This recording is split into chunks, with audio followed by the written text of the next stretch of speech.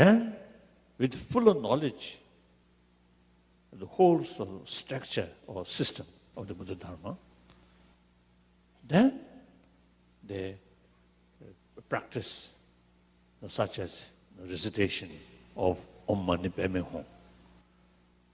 With the fuller knowledge, when they recite, certain effect and then much effective. But without knowing these sort of structure, and then just recite Om Mani Padme Hum without knowing the meaning, without knowing the structure, not much effective.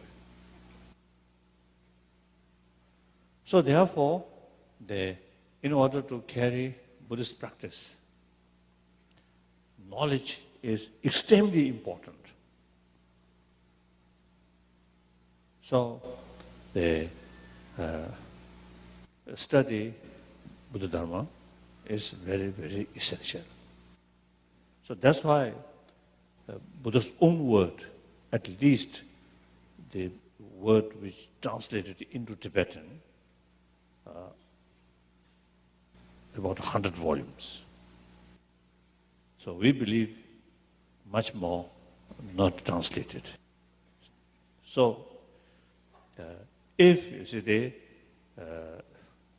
Buddhist practice simply faith and they recite Buddha's name, then no need such sort of elaborate explanation.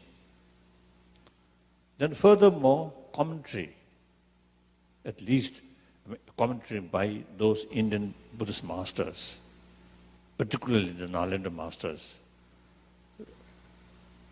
the translation which into Tibetan, about over 220 volumes.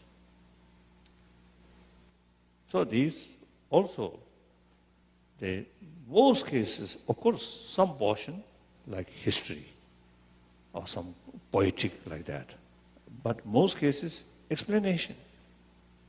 And explanation also occasionally taking quotation of Buddha's word, but most cases through reasoning.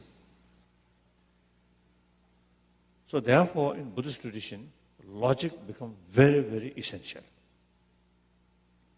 Like Chandarakshita, who introduced Buddhism in Tibet, and his disciple Kamalashila, all these great logician, philosopher as well as a great logician.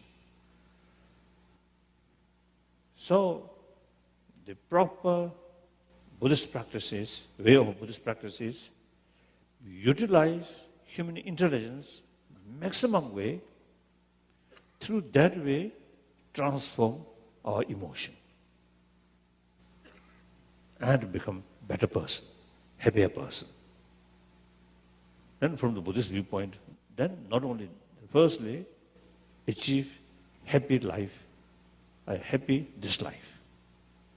That as a foundation, that's a guarantee for happy life. In future. After future lives also. Through that way, then eventually reach nirvana, or moksha, or salvation, or finally Buddhahood.